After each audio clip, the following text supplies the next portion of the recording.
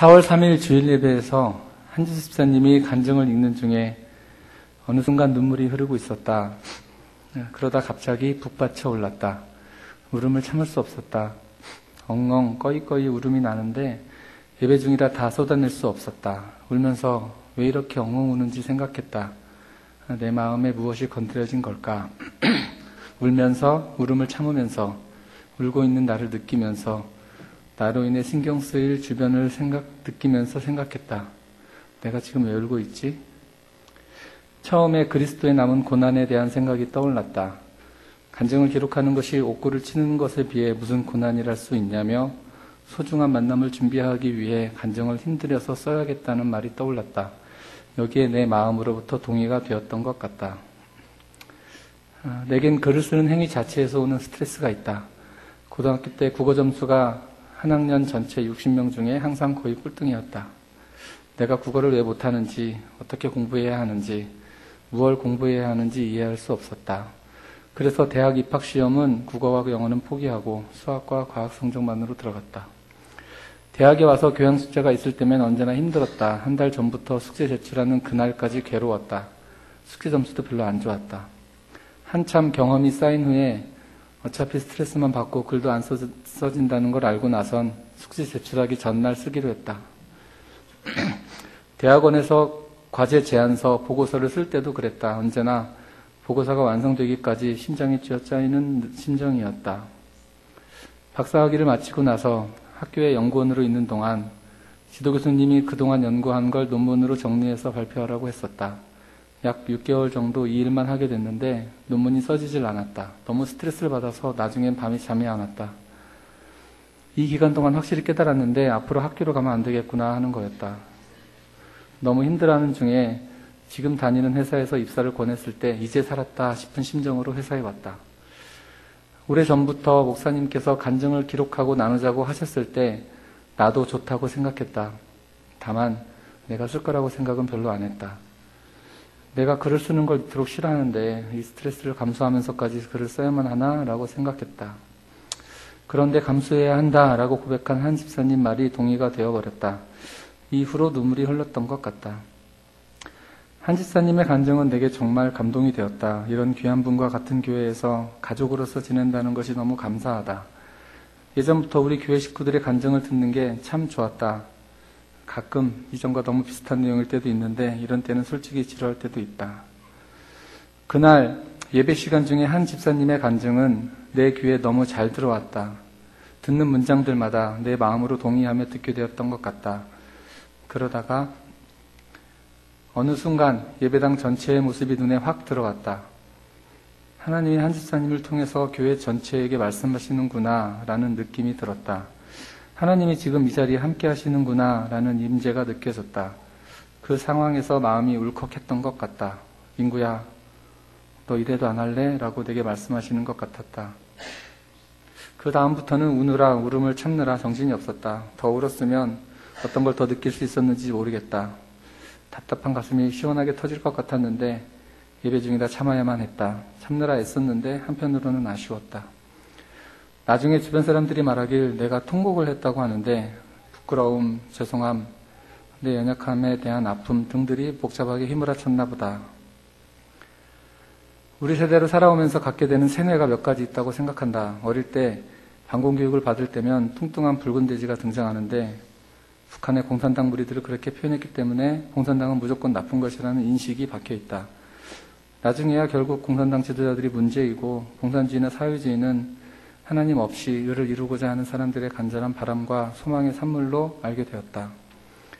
이와 더불어 북한에서 한다는 자아 비판도 매우 나쁜 것이라는 인식을 갖고 있다. 각 개인의 사생활을 존중하지 않는 비인간적인 행사라는 인식이 세뇌처럼 자리 잡고 있는 것이다.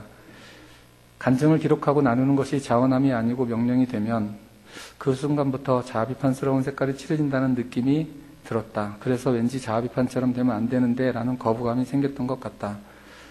여기서 두 가지 의문이 생긴다. 첫째, 간증 나눔은 명령에 대한 순종으로 이루어지면 안 되는가? 둘째, 자아 비판은 정말 나쁜 걸까? 처음 예수님을 믿었을 때 배운 기독교인의 기본 생활 요소인 말씀, 기도, 교제, 증거는 명령의 성격을 띠고 있다. 여기서 교제와 증거 대신 간증을 기록하고 나눔으로 대체되었다. 한편으론 간증 기록 나눔이 교제를 위해서도 전도를 위해서도 매우 훌륭한 실천 전략이라는 생각이 든다. 그래서 다시 돌아본다. 우리는 여전히 전도는 명령으로 받아들이지만 간증 나눔은 명령으로 받아들일 수 없는 걸까? 또 실제 간증 나눔이 이루어진 상황을 보면 자신에 대한 비판이 아니라 자신의 잘못을 공개하고 돌이키겠노라 결심하는 마음을 나누는 것이 된다. 이 일은 그렇게 비인간적이거나 나쁘지 않음을 나는 알고 있다. 다른 이의 간증을 듣는 일이 대부분은 즐거운 경험이기 때문이다. 이런 것들이 내가 간증을 기록하라고 압박을 받을 때마다 내 마음에 스쳐 지나가는 여러 가지 핑계들이다. 이것들이 핑계인 것은 진짜 이유가 따로 있기 때문이다. 내가 글을 쓰기 싫어한다는 것, 간증 나눔이 명령일 수 있음을 부정하는 것, 명령으로 나누는 건 비인간적일 거라는 핑계들 외에 간증을 쓰지 않는 또 다른 이유에 대해 오랜 기간 생각해왔다. 사실은 이런 거다. 내 안에 지체들과 나눌 메시지가 없다는 것. 다른 말로 하나님을 경험하는 감동이 없고 깨달음이 없고 삶 속에서 구체적인 감사와 감격이 없다는 것이다. 좀 더 심하게 이야기하면 예수님을 구주와 주인이라고 인정하면서도 세상이 여전히 좋고 내 삶의 대부분의 자원, 시간을 내 마음대로 써버리는 지금을 좋아하고 있기 때문이다. 이런 상황에서 진솔하게 무엇을 나눌 것이며 드러낼 수 있겠는가? 그날의 울음은 그러한 내 삶의 거짓됨이 드러남으로 인한 부끄러움과 아픔, 그리고 여전히 나를 사랑하시는 하나님에 대한 감사로 인한 것으로 생각한다. 주님 감사합니다. 여전히 저를 사랑하시는 주님의 사랑으로 하루하루 살며 간증을 기록하고 나누는 삶을 통해 하나님과의 관계와 가족 및 교회 식구들과의 관계가 더욱 깊어질 수 있도록 인도해 주세요. 감사합니다.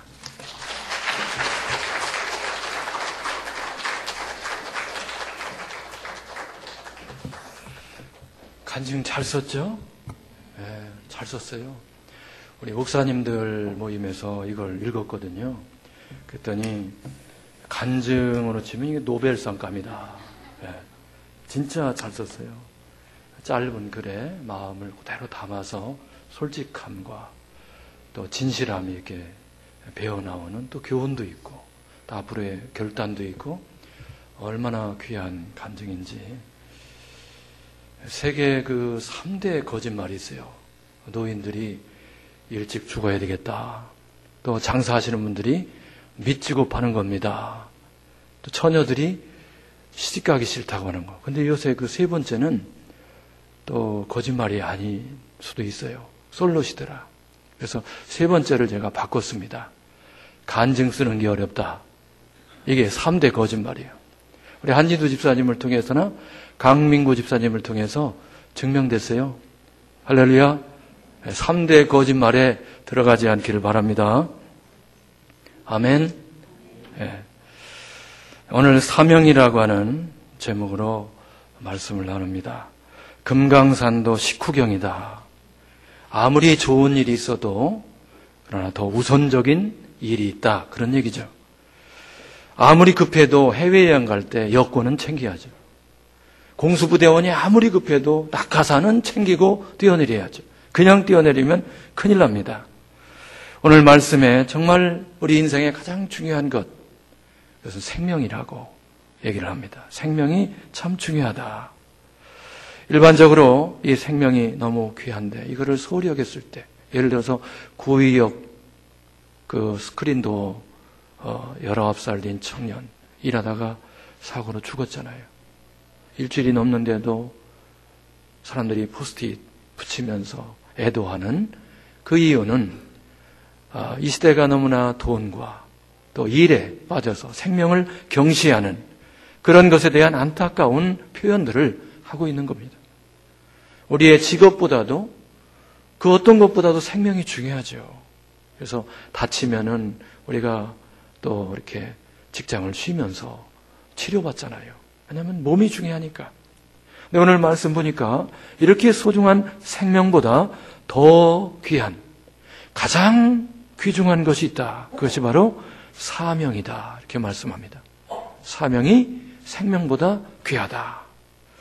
지구상에 한 50만 종류의 식물과 20만 종류의 동물이 있다고 얘기하는데 이 모든 만물은 다 목적이 있다, 사명이 있다 그렇게 이야기합니다. 심지어는 잠언 16장 4절에 보니까 여호와께서 온갖 것을 그 시음에 적당하게 지으셨나니 악인도 악한 날에 적당하게 하셨느니라. 심지어는 악인도 하나님이 쓰시기도 한다 하는 그런 얘기예요. 그래서 하나님 앞에 위대하게 쓰임받은 하나님의 사람들은 그 위대하게 된 비결은 딱 하나입니다. 사명을 발견하고 사명을 이룬 거예요. 그게 위대함입니다. 오늘날 우리도 사명을 발견하고 사명에 들여지기를 축원합니다. 한번 따라서 합니다. 문제도 하나, 답도 하나, 꿈도 하나, 우리도 하나. 이게 너무나 중요한 그런 표현인데요. 우리가 이 답을 가졌잖아요. 이 답을 모든 사람들에게 나누는 것이 하나님의 꿈인 줄로 믿습니다. 우리가 이걸 가진 것이 너무나 행복한 거예요. 키에루 케구라고 하는 사람이 22살 때 신학생이었는데 이 사람이 한 말이 명언이 됐어요. 온 천하가 다 무너져도 내가 이것만을 꽉 붙잡고 놓을 수 없는 것. 내가 이걸 위해 살고 이걸 위해 죽을 수 있는 나의 사명을 발견하고 싶다. 또 짐 엘리엇이 나의 사명은 이 세상에 하나님의 발자국을 남기는 것이다. 1950년대 선교지에 갔다가 창에 맞아 죽은 그의 일기를 보니까 결코 놓쳐서는 안 될 일, 그것을 위하여 결국 끝까지 붙들 수 없는 것을 버리는 사람은 결코 어리석은 사람이 아니다. 라고 한 이 명언도 많은 선교사님들에게, 많은 사람들에게 반복되어 고백되는 그런 명언들이에요. 사명을 붙잡고 사명대로 살았던 아름다운 고백들이죠. 오늘 본문 몇 가지로 이렇게 간단히 살피면서 좀 깊이 들여다 보려고 합니다. 첫째는 사명이라는 단어예요. 사명은 미션이죠. 미션. 히브리어로는 짜바라고 하는 말인데 책임지우다 혹은 책임을 지다, 명령하다. 일반적인 명령보다 더 강도가 있는 명령, 반드시 실행되어야 될 일, 그런 뜻입니다. 반드시 이루어야 될 일. 근데 사명은요, 하나님이 주신 사명은 그 안에 동기도 있고 그 안에 에너지도 있고 그 안에 불이 있어요. 이게 놀라운 거예요. 하나님이 주신 사명을 내가 자각하면 막 억지로 하거나 누가 자꾸 그렇게 하라고 해서 하는 게 아니라 본인이 그 사명을 딱 깨닫는 순간 불가항력적인 하나님의 이끄심과 하나님의 도움을 통해서 이 귀한 사명을 이루어내게 됩니다. 모세가 미디안 광야에서 양을 치다가 호렙산 쪽으로 이렇게 가게 됩니다. 근데 저쪽에 떨기나무에 불이 붙어 있는 거예요. 그럼 조금 있다가 나무가 이제 재가 되고 불이 꺼져야 되는데 그 불이 계속 활활 타는 거예요. 그래서 신기하고 이상해서 가까이 가는데 하나님이 모세를 부릅니다. 그리고 소명을 주시는 거예요. 사명을 준 거예요. 너는 애굽에서 고생하는 내 백성들을 건져내서 내가 약속한 가나안 땅으로 이끌어 드리라 하는 이 사명을 딱 받고 40년 동안, 하나님이 주신 사명을 받고 40년 동안 이스라엘 백성들이 모세를 끊임없이 대적하고 힘들게 했습니다. 그런데 우리가 성경을 보면 모세가 받은 이 사명의 불이 절대 꺼지지 않아요. 백성들이 다 죄를 짓고 심지어는 하나님이 이 백성을 내가 쓸어버리겠다, 다 죽여버리겠다 그렇게 할 때도 모세에게 준 이 사명의 불이 꺼지지 않습니다. 하나님을 말립니다. 하나님께 중보기도 합니다. 차라리 저를 죽여주세요. 저를 생명책에서 지워버려 주십시오 하고 사명을 갖고 끝까지 나가 이스라엘 백성들을 40년 동안 인도해요. 여호수아도 마찬가지. 가나안 땅을 점령하라고 하는 그 사명을 받았을 때 그의 불이 꺼지지 않아요. 하나님의 사람들이 다 마찬가지. 예수님도 그렇고요. 신약시대의 사람들도 마찬가지예요. 사명의 불을 갖기를 축원합니다. 내가 이 시대에 태어나서 하나님 무엇을 하고 살기를 원합니까? 우리 인생은 사명의 불에 연소될 때 완전 연소가 돼요. 사명으로 태워지지 않으면 우리 인생은 악취가 나고 연기가 나고 사람들에게 피해를 주고 사람들에게 재채기를 하게 하고 그런 인생이 되는 겁니다. 사명으로 불타야 돼요. 그래야 본인 생각에도 가장 행복하고 가장 아름답고 하나님께도 가장 큰 영광을 돌리게 됨을 믿으시기 바랍니다. 지난 금요일 우리 안중한 이혜민 선교사 이름을 이영주 선교사라고 바꿨어요.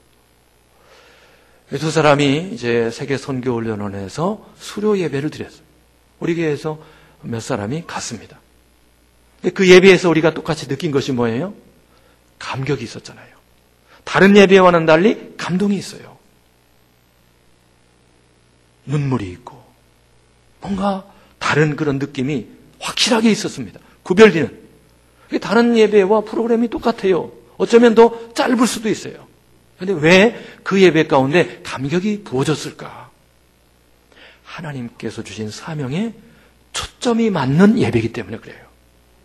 우리 각자가 하나님께서 각자에게 주신 사명대로 살고 거기에 초점을 맞추면 우리 인생은 감격이 있고 열정이 있고 놀라운 은혜가 부어지고 그리고 열매가 우리에게 많이 맺어지게 됨을 아시기 바랍니다. 그게 있는 거예요. 예배가 그냥 우리끼리 즐겁고 우리끼리 만족하고 어떤 그냥 윤리적이고 도덕적인 그런 설교를 하고 그러면 감격이 없는 거예요. 그런데 비록 그 예배는 성가대도 없고 여러 가지로 좀 좁은 공간에서 일부는 사람들이 많이 와 뒤에 서 있고 불편한 예배였지만은 모든 사람에게 감동과 눈물과 충만함이 있었어요. 왜냐하면은 하나님이 주신 주 예수께 받은 사명이 초점을 딱 맞춰가지고 그렇습니다. 제가 사명을 갖고 복음을 갖고 문화의 벽을 넘어서 타지에 가서 복음을 증거하겠습니다. 저를 보내주십시오라고 하는 사명감에 불타는 예배였기 때문에 하나님이 임재하시고 은혜를 주신 줄로 믿습니다. 이거예요. 사명은 그 자체가 불입니다. 놀라운 에너지가 있는 거예요. 이 충만한 삶을 누리기를 바랍니다. 두 번째로 그럼 사명이 뭐냐? 은혜의 복음을 증가하는 것이다. 사도 바울은 그렇게 고백하고 있어요. 왜냐하면 모든 사람에게는 복음이 필요하다는 거예요. 모든 사람에게 구원을 주시는 하나님의 능력이 됩니다. 은혜의 복음 증가하기 위해서 나의 생명을 조금도 귀한 것으로 여기지 않겠다. 복음을 전하는 것이 바울의 사명이었고 오늘날 우리의 사명인 줄로 믿습니다. 그런 복음성가 우리가 가끔 부르죠. 지금 당신이 힘겨워서 좌절하는 이유는 예수를 믿지 않기 때문이죠. 괴로워서 슬퍼하는 이유도, 어둠 속에 헤매이는 이유도, 외로워서 눈물 짓는 이유도 예수를 믿지 않기 때문이죠. 예수 믿으면 영생을 얻어요. 소망이 넘쳐요. 세상이 줄 수 없는 참된 기쁨, 참된 평강이 넘치죠. 이 복음성가는 어떤 면에서 너무 우리의 현실을 무시한 그런 이상적인 노래가 아닌가 이렇게 생각하는데 절대 아닙니다. 예수님께서 사마리아 성에 이제 가다가 우물가에서 쉬시다가 거기서 물 길러 온 어느 사마리아 여자와 대화를 나누죠. 그때 예수님께서 이 물을 마시는 자마다 다시 목마르다. 내가 주는 물을 마시면 영원히 그 속에서 솟아나는 샘물이 되리라. 그 사마리아 여자가 주여 그런 물이 있으면 저에게 주사 여기 물 길러 오지 않도록 하십시오. 예수님께서 대화를 하면서 예수님 자신이 누구인지를 가르쳐 줍니다. 그 여자가 예수님을 제대로 만난 거예요. 예수님이 누구인지를 알게 된 겁니다. 물동이를 버려두고 동네에 들어가서 나의 과거의 모든 행한 일을 내게 말한 사람을 와봐라. 이는 우리가 기다렸던 그리스도가 아니냐 하고 동네 전체 사람들을 전도해서 예수님께로 데리고 갑니다. 물 길러 왔는데 물동이를 버려둔 거예요. 사람들 만나기 싫어서 사람들이 가장 안 오는 정오에 대개 물은 아침에 깃거든요. 사람들이 없는 시각에 물 길러 온 거예요. 그리고 자기의 치부, 과거를 누구에게도 알리고 싶지 않아서 꽁꽁 덮어놨던 그런 부끄러운 과거. 그런데 동네에 들어가서 사람들을 만나고 그들에게 자기의 과거를 다 이야기하면서 자기가 만난 예수를 소개하는 거예요. 이분은 무슨 내적 치유나 무슨 상담 이런 게 필요한 것이 아니라 예수 만나면, 예수 믿으면 끝나는 줄로 믿습니다. 이게 복음이에요. 예수를 제대로 못 만나기 때문에 아직도 방황하는 거예요. 예수님 제대로 만나면 하나님이 세상을 이처럼 사랑하사 죄악된 세상, 수많은 문제 가운데 허덕이는 인생, 하나님이 그들을 사랑하여 독생자를 주셨으니 다른 누구를 준 게 아니라 어떤 방법을 쓴 게 아니라 독생자를 주셨으니 이런 저를 믿는 자마다 멸망치 않고 영생을 얻게 하려 하심이니라. 예수님 말씀대로 예수님을 딱 만난 순간, 그분을 믿은 순간 다시는 목마르지 않은, 그 속에서 샘솟듯 흘러넘치는 영생수를 이 여자가 누리게 된 거예요. 이제는 필요 없어요. 이제는 근심 걱정, 사람들을 피하는 것, 이제는 걱정 없어요. 다 해결된 줄로 믿습니다. 우리 교회가 개척 때부터 목장 모임을 했어요. 모여서 가정 일도 이야기하고 기도 제목도 나누고 또 주일 설교 말씀도 나누고. 근데 뭔가 2%가 부족했어요. 그 부족한 2%가 뭔가 했더니 우리가 모이면 예수 이야기를 해야 되는데, 예수님의 주님 되심을 고백해야 되는데, 예수님의 주님 되심으로 한 주간 산 이야기를 해야 되는데, 그 생명수를 제껴놓고 딴 얘기를 하니까 뭔가 많이 했는데 가까워지는 것도, 하나님의 가족되는 그런 친밀함도, 또 하나님의 은혜가 풍성히 흘러넘치는 초대교회 그 역사도 누리지 못한 거예요. 근데 제가 해보니까 그냥 우리가 모이면 예수 이야기하고 예수님의 주님 되심 이야기하고 부활과 십자가 이야기하고, 그런데 생명수가 흘러넘치는 거예요. 하나님이 역사하시고 하나님의 가족이 되는 은총이 우리에게 임하는 거예요.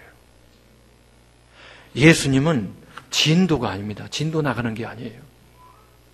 그게 전부입니다. 우리가 축구장에 갈 때 거기서 사람들이 골인을 기대해요. 맨날 0대0으로 끝난다. 맨날 이번도 0대0, 다음도 0. 그럼 축구장 가기 싫어요. 골인을 보고 싶어서 가는 거예요. 야구장에 가는 것도 홈런 치는 걸 보러 가고 싶은 거죠.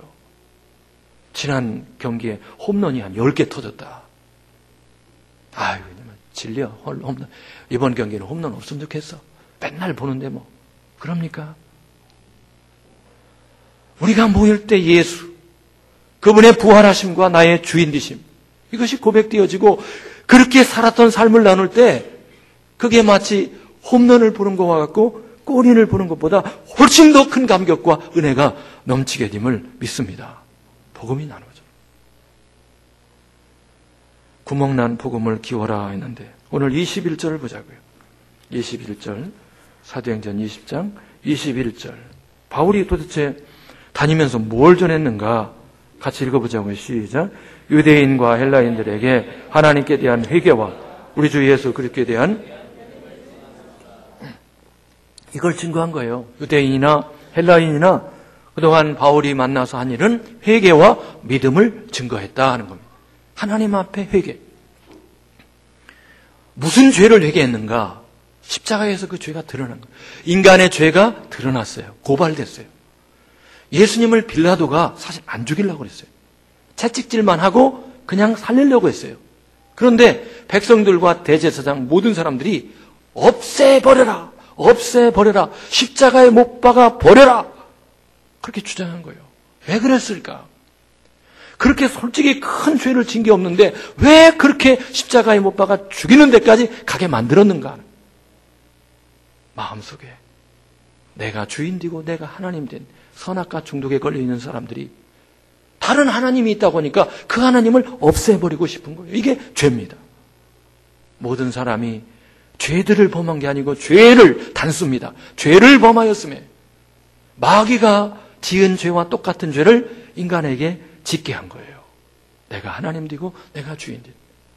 바로 그 하나님께 그 죄를 회개하고 그리고 예수님을 나의 주인으로, 나의 구주와 주님으로 믿도록 바울이 설교를 했고 사람들을 가르쳤다 하는 것입니다. 복음을 가르친 거예요.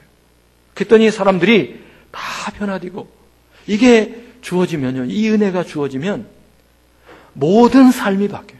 부부간에, 부모와 자식간에, 교회 생활, 모든 신앙생활의 모든 영역, 또 직장에서의 삶의 태도와 모든 것들이 예수님이 주인된 사람은 완전히 달라지는 거예요. 이 은혜가 우리 가운데 넘치기를 바랍니다. 그래서 이 귀한 복음 증거하는 일을 위해서 세 번째로 바울이 충성했다는 얘기예요. 충성했다.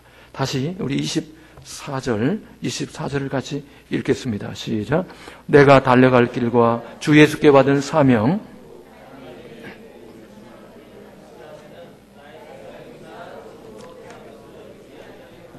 충성했다는 거죠. 생명 걸고 끝까지 사명을 이루었다. 맡은 자들에게 구할 것은 뭡니까? 충성이니라. 충성했다. 충성. 17절에 보면은 밀레도 항구에서 이제 고별 설교를 하기 위해서 에베소 장로들을 초청합니다. 에베소 일꾼들을 초청해서 그분들에게 한 설교가 오늘 내용이에요. 바울이 에베소 이 아시아 지역에 와서 그동안 사역한 것을 여러분들이 다 알고 있다. 모든 겸손과 눈물이며 유대인의 간계로 말미암아 당한 시험을 참고 주를 섬긴 것과 하루도 편할 날이 없는 그런 영적 전투를, 복음을 증거하는 일에 마귀는 제일 싫어하기 때문에 공격해 옵니다. 그래서 이거는 영적 전선이고 영적 전방이고 영적 전쟁이에요. 이걸 끊임없이 치른 거예요. 그런데 그동안도 그렇게 엄청난 싸움을 싸웠지만은 바울이 그 고린도후서 11장에 그가 얼마나 험악한 고생을 했는지 40에 하나 감한매를 5번 맞고 엄청난 고난, 그만 죽을 고비를 한두 번 넣은 게 아니고. 그런데 그게 사역의 후반기가 아니고 중반기였어요, 그게.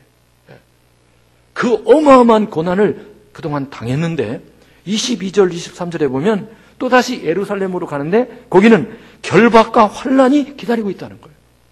보통 우리는 편안한 거 좋아하잖아요. 즐거운 거 좋아하잖아요. 편한 거, 기쁜 일 좋아하잖아요. 근데 바울은 지금 결박과 환난이 기다리고 있는 그것을 향해서 정면 돌파로 나아간다는 거예요. 왜? 사명 때문에. 사명을 위해서 그가 충성하고 있는 그런 모습을 보게 됩니다. 오늘날 우리는 하나님이 주신 사명에 대해서 어떤 태도로 살고 있는가? 우리가요, 착각하지 말아야 될 것은 바울은 바울이니까 이러면 안 돼요. 우리 안중환 선교사 나가는데 특별한 사람 아닙니다. 우리와 똑같은 거예요. 정재기 선교사님이 가끔 내가 인도네시아 갔을 때 목사님 그냥 여기 눌러 앉으셔서 선교하세요 그래요 저한테. 아니 이 사람아 내가 아무것도 준비하고 안 왔는데. 자기도 그랬다는 거예요 사실은. 현대 그 조선 다니다가 인도네시아에 한 2-3번 갔다가 여기 교회가 필요하구나. 그래서 자기도 선교했으니까 목사님도 여기 와서 지금 얼마나 여기 지금 설교할 곳이 많고 그러니까 그냥 계시라는 거예요. 사실 그런 거예요. 바울도 그런 마음으로 지금 나가는 겁니다. 그 당시 바울이 가지고 뛰었던 바톤, 복음의 바톤이 오늘날 우리 손에 주어졌어요. 바울은 이렇게 수많은 극심한 환난을 당하고 앞으로도 그런 환난이 있다는 걸 뻔히 알면서도 나갔어요. 근데 그 바톤을 오늘 우리에게 준 거예요. 우리는 어떻게 해야 되겠어요? 우리도 오늘날 충성해야 될 줄로 믿습니다. 아이고, 목사님, 먹고 살기도 힘든데 무슨 사명입니까? 그렇게 생각하는 분이 있을지 몰라요. 우리에게 사명을 주신 분은 천지를 창조하신 분이고 천지를 통치하시는 분이고 내 인생의 생사복을 주관하시는 분이고 나의 모든 것을 아시는 분이며 심지어는 나의 모든 인생을 지금 작품으로 만들고 계시는 내 인생의 주관자이세요. 그분과 내가 그분의 일과 내 일이 동떨어진 게 아닙니다.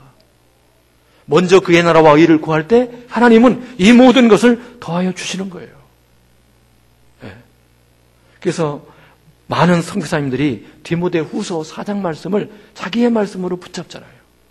나의 달려갈 길과 주 예수께 받은 사명 뿐만 아니라 내가 달려갈 길을 마치고 믿음을 지켰다. 이 고백을 같이 하는 거죠. 바울처럼. 그분이 뛰었던 그 계주의 그 바톤을 달고 달렸던 주자라면 오늘날 내가 그 주자가 된다라고 하는 사명의식이죠. 그리고 충성하겠다라고 하는 그런 고백이에요. 28절을 보면 28절 보세요. 같이 읽어볼까요? 시작. 여러분은 자기를 위하여 또는 온 양떼를 위하여 섬가라. 성령이 그들 가운데 여러분을 감독자로 삼고 하나님이 자기 피로 사신 교회를 돌아보게 하셨느니라.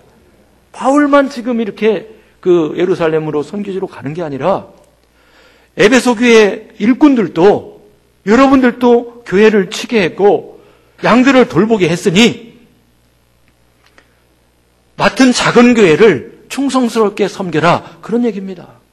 우리 모두는 다 같이 바울 한 사람만 사명자고 우리는 구경꾼이 아니라 우리 모두가 다 같이 일꾼되어 모든 사람을 일꾼으로 세우는 사명자다 하는 거예요. 이 사명의식을 갖고 살기를 바랍니다.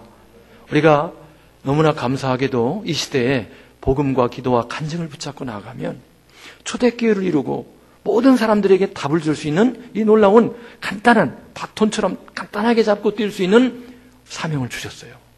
얼마나 감사한지 몰라요.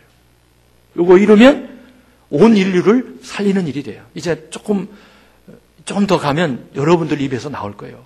요거 하면 인류를 살린다. 제 말이 아니라 여러분들이 그렇게 고백할 날이 속해 올 겁니다. 네. 이게 인류를 살리는 일이구나.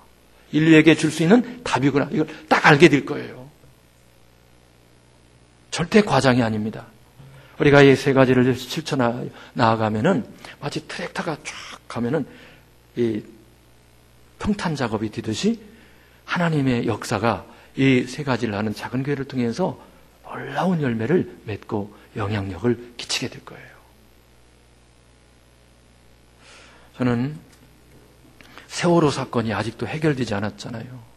많은 분들이 노란 리본을 달고 걸기도 하고 어느 집에 가도요 거실에 노란 리본을 딱 걸어놓은 집도 있어요. 마음의 슬픔 때문에 안타깝잖아요.